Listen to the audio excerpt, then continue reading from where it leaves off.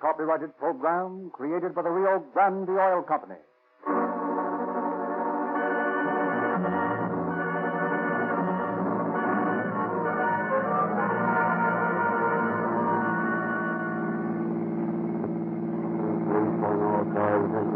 Broadcast 12. Responding to the Los Angeles Times building. Wide open the Foster's Estate. That's all. Washington.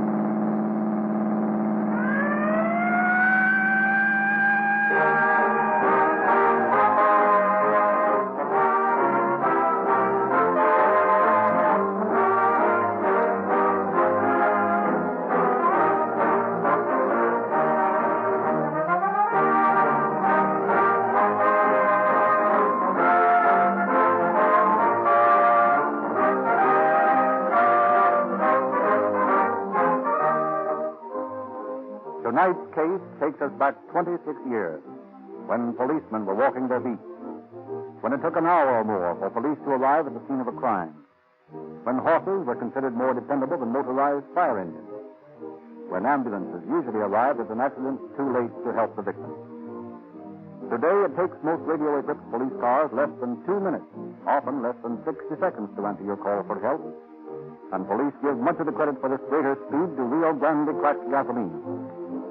No other gasoline in this market, they point out, can start so fast, accelerate so rapidly, develop so much power as Rio Grande cracked. Because Rio Grande is the only refiner in the West licensed to refine gasoline by the patented Sinclair cracking system. This exclusive process breaks up the atoms of gasoline so that the inefficient, lazy, slow-burning units are extracted, leaving only concentrated energy. There's no waste with Rio Grande cracked. For the cracking process ensures that every atom is turned into power, so that you consistently get greater mileage with Rio Grande cracked gasoline. As proof of the superior efficiency and many advantages of Rio Grande cracked, we point out that contracts have been placed for the cities of Los Angeles, Oakland, Berkeley, Modesto, Merced, Lodi, San Diego County, Maricopa County, Arizona, and many, many others, specifying that Rio Grande cracked gasoline exclusively be used in all police cars, fire engines, ambulances, and other emergency equipment. So when you get Rio Grande cracked from your neighborhood independent dealer, you can enjoy police car performance at a lower cost per mile.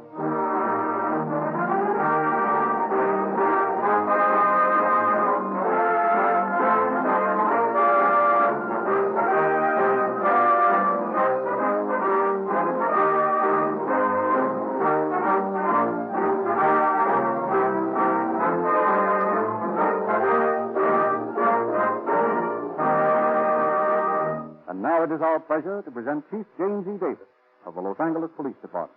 Chief Davis. Good evening, friends. Every large American city seems to have some great catastrophe in its history which its citizens never forget. In Chicago, it is the Iroquois Theater fire. In San Francisco, it is the great fire which followed the earthquake in 1906. Here in Los Angeles, we have been fortunate in escaping such tremendous calamities. But we do have our own past, a horrible Holocaust which can never be erased from the memories of living men. I refer to the dynamiting of the Los Angeles Times building in 1910. Consistent with my effort to show you citizens how your police force operates, I am presenting tonight the story of this famous case only from the point of view of the commission of the crime and the splendid detective work which finally resulted in the apprehension and conviction of all the criminals involved. In doing so, it is not my purpose nor intent to champion either side of the argument. Tonight, in telling the story of the times, we are interested in facts, not opinions, in police work, not economic propaganda. So, with this brief explanation, I turn to Frederick Lindsley, who will carry on with the story of the Times building.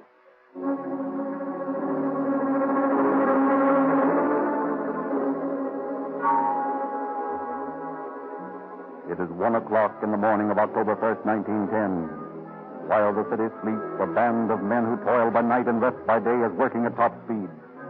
From the far corners of the world, another page of history's book has been assembled. The morning paper is going to press. In the composing room on the second floor of the Times building, a line of men, green eye shades clammed to their heads, clatter at the linotype machines. In the engraving room on the sixth floor, mercury lamps throw their ghoulish glare. The dog watch in the city room sleepily eyes the clock, hoping that no big story will break to disturb their somnolent ease until 30 comes for them at 4:30. Seated by their silent telegraph keys, two men stand by in the wire room for last-minute news flashes. In the basement, the huge presses hungrily await the plates for the final edition. Horses and wagons stand ready in the alley to dash away with the ink-wet edition to carriers all over the city that Los Angeles may have her news with her morning coffee. The hands of the clock slowly move on. Activity increases as press time approaches. It is now 1:05, 1:06. In Ink Alley by the press room, another clock ticks ominously, unnoticed by any of the busy workmen in the building. The seconds pass. The clock says 1:07, and then with a roar that is heard 10 miles, the center of the Times building blows up. The force of the explosion snaps the girders supporting the second and third floors until there were two sticks in the hands of Seymour Conera. Down into the gaping hole hurtled the heavy linotype and fury typing machinery, carrying their operators to a crushing death. The gas main which feeds the building is ripped open and instantly ignited. A searing fountain of flame leaps through the building. Within a moment, the entire structure is ablaze. Workmen clutched in the freezing maw of horror rush to the fire escape to be met by a fiery wall through which escape is an impossibility. The two telegraph editors, trapped in their rooms, slowly burn to death. Compositors and linotype operators horribly maimed, arms torn off and legs broken, lie helpless on the floor as the vicious fire creeps toward them. Their pitiful cries reach the street below, where all the downtown fire apparatus has already arrived, but rescue is an impossibility. No man can enter that seething funeral pyre and live. The reporters and editors on the dark watch in the city room on the third floor are forced to jump to the street. Those who survive the jump are crippled for life. Within a few minutes after the explosion, the last cry of the helpless victims trapped within the building has been smothered in the fevered embrace of the flames. In an astonishingly short time, the entire building is gutted, and then a new danger threatens. As one after the other, the walls, lacking any support, sway, totter, and crash to the street. While a huge crowd of citizens hurled from their beds to the explosion are straining at the hastily rigged guard ropes. All night long, the fire rages, completely ruining the plant of the Times. Yet just a little later than usual the next morning, the Times is delivered to its subscribers, printed at an emergency plant for the battered, bruised, and bandaged survivors of the catastrophe. And early the same morning, Sam Brown, chief of detectives in the district attorney's office, takes over the investigation of the crime on telegraph order from District Attorney John D. Fredericks, who is in Mexico on a vacation. Brown and his force hold a council of war. Well, you all saw that thing burn last night. You've all investigated as much of the ruins as you could. Anybody got any ideas? Oh, I'm up in the air about it. It's a mystery to me. There is one lead, though. Or guess, I should say. What's that? Well, General Otis, the owner of the Times, has a lot of holdings in Mexico. A big ranch or something. No, you're wrong on that hunch. That building wasn't blown up on that account. My guess is that it's a labor battle. Well, you might be right, sir. Hey, Sam, here's a lovely little clue. What do you got in that suitcase? Dynamite. 80% dynamite. Well, for the love of Mike, keep it out of here. It's all right now. I disconnected the firing apparatus. Oh. Where'd you get it? It was left at Z. Handler's house. Z. Handler? Who's he? Secretary of the Merchants and Manufacturers Association. That proves that this is a labor battle. Well, let's see what this thing's made of. All right, here you are. Packed full of sticks of 80% dynamite. It's a simple mechanism. 2 dry cells produced and the circuit breaker welded to the alarm handle of this clock here. Let me see that clock. I see. Set for 1 o'clock. It was to go off at the same time as the Times blew up. They must have used the same kind of bomb there. But whoever did it was trying to save Joe on alarm clock. The spring on this one wasn't strong enough to make the electric connection. Just a minute, I got it. District Attorney's Office, Sam Brown speaking. Yeah? Well, listen. It's the same kind as we've got here. Yeah. Open it up and disconnect the batteries. That's right. Then bring it in here.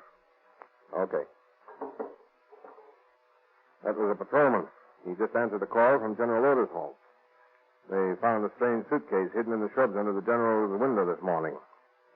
Whoever blew up the time sure wanted to make a complete job of it. They sure did. Let's take a look at this dynamite. Mammoth Powder Company, Marin County, California. Yeah. I sort of expected the plot started in San Francisco. Well, there's dynamite to lead. Boys, get packed up. We're leaving for San Francisco tonight.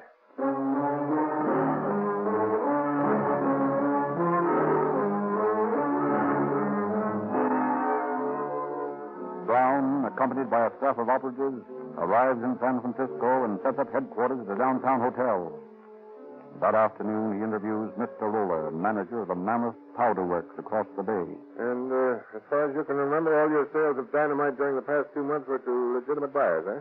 Yes, Mr. Brown. I can't recall sales to anyone but my regular customers. I beg pardon, Mr. Roller. Yes, Miss Adams? There was that man who came in a launch with some dynamite. Said he was blasting stumps on his ranch. Oh, yes. Yes, that's right. I'd never seen him before, and Do you remember I remarked on the fact that the launch had new letters on it? When was this? Well, I should say about 6 weeks ago. What was the man's name? Oh, let me see. Well, just a minute. I have the order in the file somewhere. What does this fellow look like, Mr. Roller? if I remember, he was medium height, had brown eyes, and of course it's so long ago. Yes, I understand, but can you remember anything else about him? Let's see. Oh, yes. He cocked his head to one side when he talked to you. Like this. Here it is, Mr. Roller. The man's name was J.B. Bryce. J.B. Bryce, eh? Did he give any address? No, he called for the dynamite in the launch. There was another man with him, seemed to have a cast in his eye. It might have been glass. The two of them loaded the dynamite in the launch and went away. How much dynamite did they buy? This invoice shows 5 cases. Hey, you said there was something strange about the name of the launch. Yes, it seemed as though the original name had been painted over and a new name spelled on it. What was that name? It was the Peerless, and the name was spelled in bright new metal letters. Oh, you mean those aluminum letters that you can buy in hardware stores? Yes, that was the kind. Mm-hmm. Oh, that's fine. I'm afraid that's not much help. Well, indeed it is, young lady. You've helped us a great deal.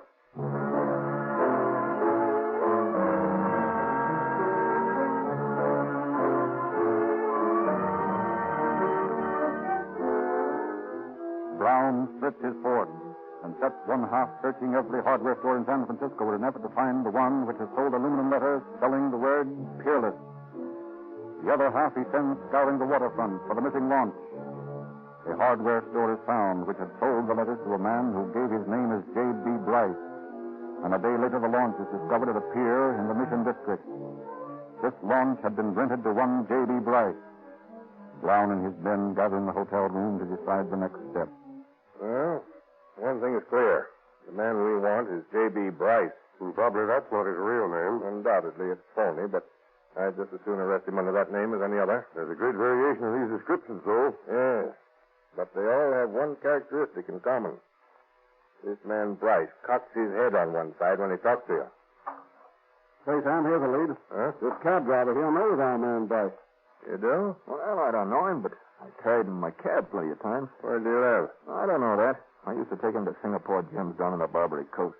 He was nuts about music, and there was a violin player down there who used to play him the Tremoroi or something till he fell asleep. Yeah? What else? Well, he went around to the dame. Swell looker she was. He called her his dollar movement girl. I never knew her by any other name. Dollar movement girl, eh? Yeah. Anything else you know about him? No, that's about all. Well, you'll be around if we want you, won't you? Sure, my stand's right outside the hotel here. Good. Well, thanks very much. Not at all. Glad to help you. Dollar movement girl, huh? That's a funny thing to call a dame. Maybe she was, just that.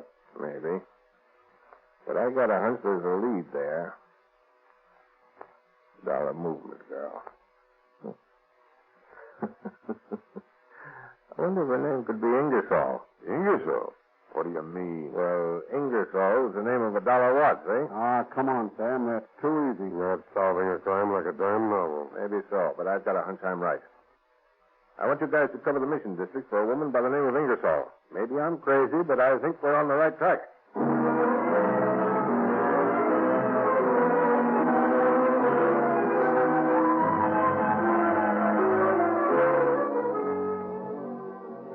Brown is right. His his men finally discovered an attractive young woman who admits knowing Bryce. Brown questioned her. Now, Miss Ingersoll, when was the last time you saw Bryce? Oh, about 3 weeks ago. You haven't seen him since? No. Well, where's he been the past 3 weeks? Well, he said he had to go to Los Angeles on some business. What was his business? I don't know. He never told me. Uh-huh. And I didn't ask. He always had plenty of money, and he treated me wonderfully. Bought me a fur coat just a month ago. Oh, Andy. Where did he live when he was in San Francisco? Oh, I don't know. Well, didn't you have his telephone number? Yeah, I believe I did have it around here somewhere. Let me look in this drawer. Yeah, here it is. On this piece of cardboard. That's the sort of cardboard the laundries put into men's shirts, isn't it? Yeah, I guess it is. He changed his shirt here one night. That's all. And then he left me this number.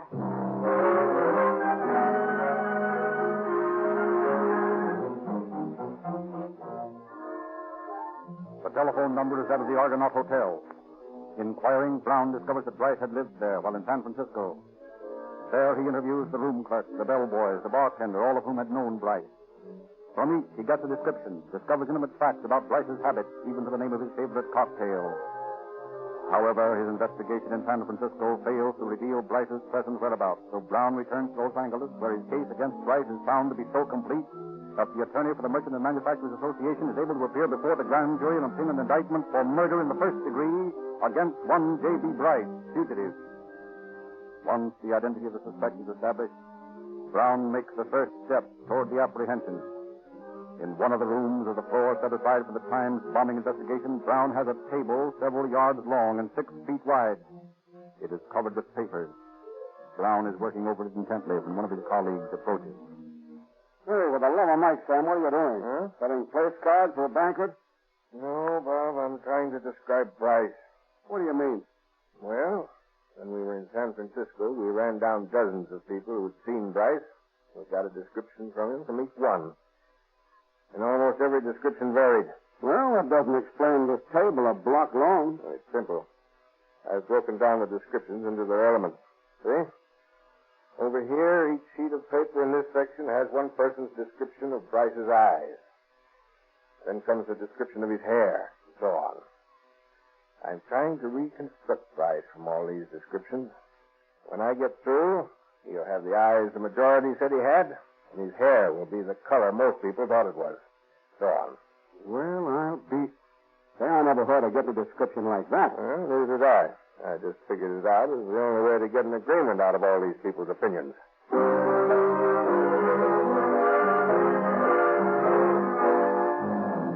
Working day and night, Brown finally arrives at the description of the missing Bryce, which is a cross-section of all the descriptions given him by various witnesses in San Francisco.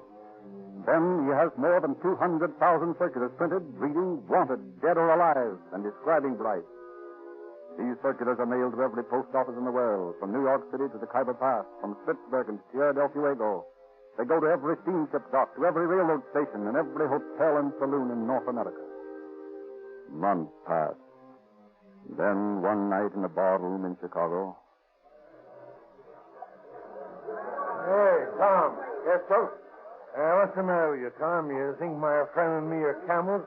What's the big idea? What's the big idea? What did I'm sorry if there's something's wrong, sir. Something wrong, I'll say something's wrong. What'd you take that bottle away for? Now, come on and bring it back and fill up these glasses again, you big harp. Just right away, sir, right away. Yeah, you see it is right away. Well, the son of a sequel. What? Now, look here, Mike. This sign here. Wanted, dead or alive for dynamiting and murder. J.B. Bryce. Height 5 feet 8, weight 140, high cheekbones and sharp features and squinty blue gray eyes and brown hair. Say, can you imagine that? Jim McNamara to a T, even if there isn't a picture here. How did they get the good description?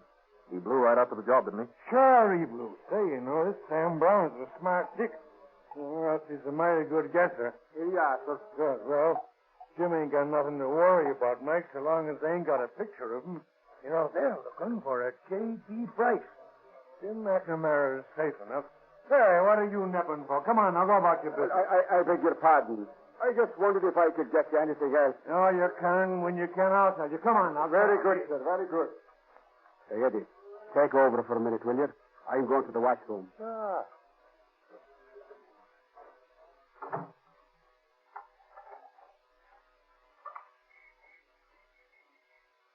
Hello, operator. Get me the police department. Yes. Hello. Listen, Sergeant. This is Tom Henry speaking. Yes, don't hear the chap is in the loop. Hey, I got a line on that guy that wanted for bombing in Los Angeles. Yeah. Will I get the reward? Why, sure, it's on the up and up. Okay, you'd better hurry over here right away.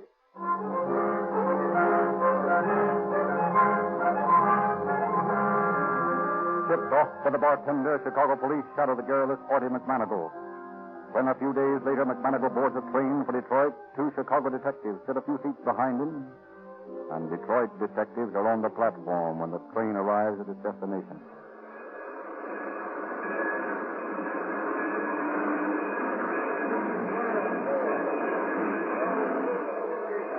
Well, she's on time. Yeah. You know these Chicago boys that are shadowing the guy? Yeah, I worked on the case with Harris. I don't know the other guy. Hey, Frank. Yeah? See that guy with the black suitcase waiting there at the passenger's exit? Yeah. Look closely. Fits the description of that Bryce wanted in Los Angeles. Yeah, it does. Come on, let's take him in. Wait a minute. There comes Harris and his partner coming down the platform. Let's see if the guy they're shadowing knows us all. All right. Yeah, he's shaking hands with him. There's Harris and his partner moving in. Come on, let's go.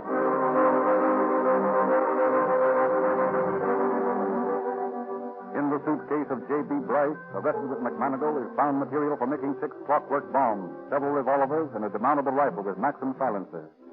Bryce stoutly maintains his innocence, but McManigal's quick confession to numerous other dynamiting jobs identifies Bryce as James P. McNamara and implicates him in the dynamiting of the Times. McNamara, stoutly protesting his innocence, is extradited to Los Angeles to face trial for murder in the first degree. McNamara maintains a stubborn resistance to his captors, refusing to cooperate with them in any way, refusing even to be fingerprinted. Sam Brown, ever resourceful, has a plan to obtain fingerprints. He calls Priscilla Hitchcock, attractive young operative, into his office. Did you want to see me, Chief? Yes, Priscilla. I'm going to make a newspaper woman out of you. What? You mean you're relieving me? No, Priscilla, not that. Oh. But I want you to go over to the jail and talk to McNamara. Tell him you're a reporter and you want to write a series of interviews about him, from the woman's angle. Yes, and then what? Well, that remains to be seen. Report to me when you get back, huh?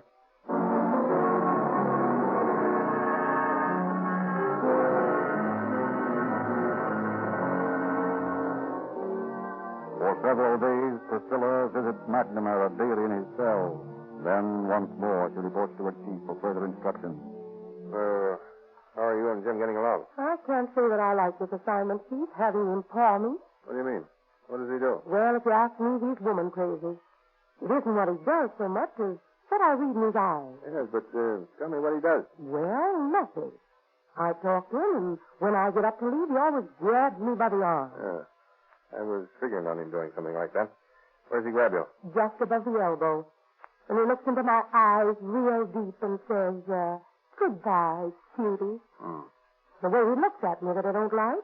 Well, don't worry, Priscilla. I think this will be your last visit. Ooh, what lovely white kid gloves. Are they a present for me? Well, yes, and, no. Oh. Just another of my crazy ideas. Put them on, will you? Oh, Chief, they're lovely. And they go way above my elbows. Yeah, that's it. Now, run along and see your friend Jim.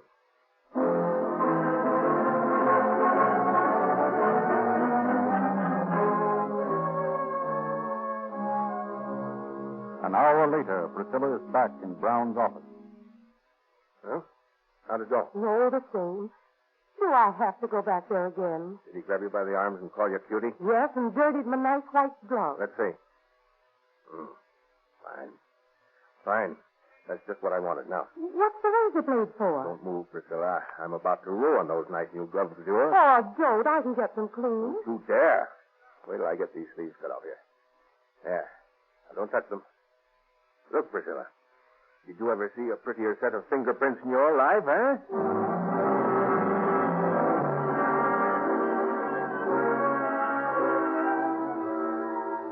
As the court convenes for the selection of jurors to try McNamara, Brown begins the first mental third degree in police history.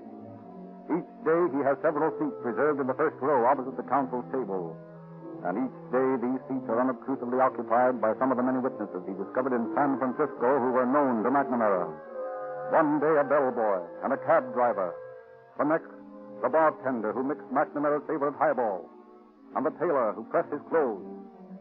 And while McNamara, more and more unnerved, watches these silent figures from his past who give no sign of recognizing him, Brown sits facing the bomber, never taking his eyes from his face. Finally, McNamara objects to his counsel. Your Honor, I want this man Brown removed from the court. Why? And he sits and stares at my client. He makes him nervous. Yes. He's trying to force me into a false confession. Bringing all these witnesses in here. He's trying to intimidate me. I can see no objection to Mr. Brown's remaining in the courtroom, nor do I understand the defendant's reference to witnesses.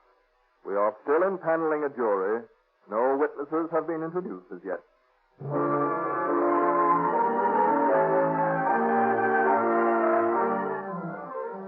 McNamara's nervous objection to Brown's mental third-degree methods is a fatal mistake. His reference to witnesses against him infers his guilt. Brown does not relent. The following day, McNamara's jaw drops. His eyes widen. Drops of perspiration materialize on his forehead as his dollar movement girl, smartly garbed in the beautiful fur coat he himself had bought her, walks into the courtroom and takes her place in the front row. McNamara cannot take his eyes from her. And then, faintly, from an empty room across the hall where Brown had placed him, the violinist, Ross, plays Träumerei. The sight of his beloved sweetheart, the sound of his favorite song are too much for the nerve-racked McNamara. Your Honor. Sit down, you fool. What are you going to do? Your Honor. Yes? Your Honor. I'm guilty. Stop all this waste of time. I can't prove my innocence when even she's against me. I did it, Your Honor. Sentence me now. I dynamited the tie.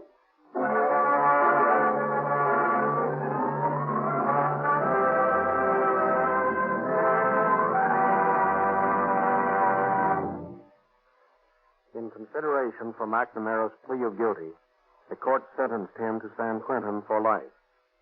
Sam Brown's splendid detective work, combined with the operations of Walter Burnsand and his men in the East, brought justice to the entire dynamiting ring, whose operations had destroyed more than $7 million worth of property in all parts of the country. The guilty conspirators paid for their activities with jail sentences from 7 years in the penitentiary to life sentences. Thank you, Chief Davis. Since the days of the Times bombing, the Los Angeles Police Department has grown tremendously. There are now hundreds of police cars in 24-hour service, all of them powered by Rio Grande cracked gasoline, exactly the same gasoline that you get whenever you drive into a Rio Grande station. Rio Grande furnishes this gasoline year after year because Los Angeles, like the many other cities and counties which specify Rio Grande crack for all emergency cars, has yet to find any gasoline to equal its economy and performance.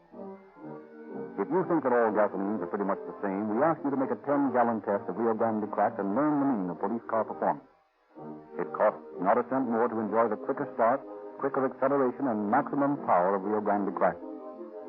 Ask our independent dealers for a free copy of the Calling All Cars News so you can get greater enjoyment from these radio programs. Ask about the Rio Grande Junior Police Department and learn how you can give 14 valuable free gifts to boys and girls of your acquaintance. A complete junior detective outfit at no charge.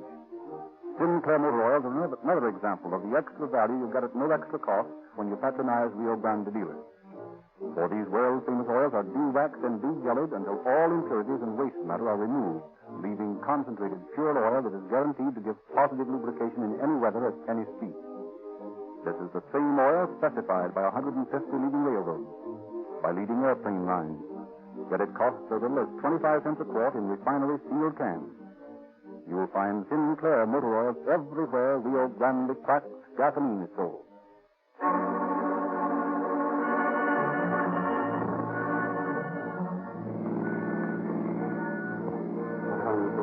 all authority, Sentinel authority, cancel to broadcast 12.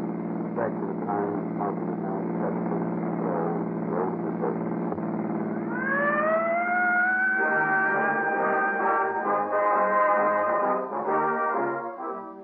Your narrator, Frederick Lindsley, bidding you good night for the Rio Grande Oil Company.